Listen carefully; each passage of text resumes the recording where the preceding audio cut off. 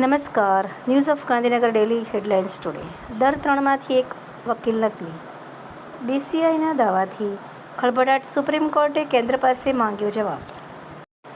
અમદાવાદ સહિત 94 તાલુકામાં મેઘમહેર. પંચમહાલના શહેરા અને મહીસાગરના કોઠંબામાં 5-5 ઇંચ ખાબક્યો.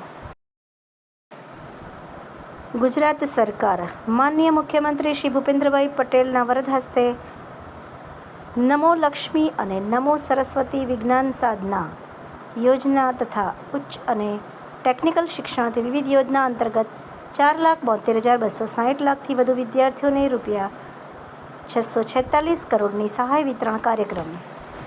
ગુજરાત સરકાર શક્તિદૂત 2.0 શુભારંભ સમારોહ.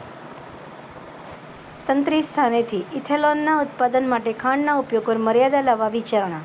સુરત સહિત દરેક જગ્યા પર છૂટથી એનાલોગ પનીર, ચીઝ અને બટર જેવા ડેરી ઉદ્યોગોનો ધૂમ ઉપયોગ થાય છે. રાજ્ય સરકાર દ્વારા વડનગરના સર્વાંગી વિકાસ માટે હાથ ધરાયેલી વિવિધ યોજનાઓ બળ પૂરું પાડતી GSFCની અનોખી પહેલ. રેગિંગ એ ગુનો છે, મસ્તી નહીં. શિક્ષણનું કલંક અને કાયદાનો સખત પ્રહાર. સંત સુરા. વાંચવા જેવો લેખ.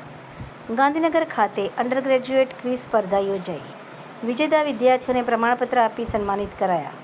ટ્રમ્પે ફૂડ ટ્રકમાં છુપાઈને ગુપ્ત વિમાનમાં નીકળવું પડ્યું હતું. અમેરિકાના સિક્રેટ ઓપરેશનની વિગતો લીક.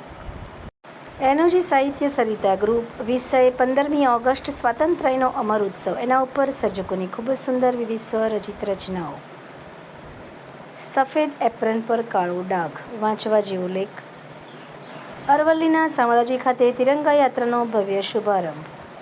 આ ઉપરાંત આગળ મુખ્ય સમાચારમાં જોઈએ તો ભવન્સ કોલેજ ડાકોરમાં હિન્દી વિભાગ દ્વારા મુનશી પ્રેમચંદ જયંતિ નિમિત્તે સર્જક વંદના કાર્યક્રમ યોજાયો.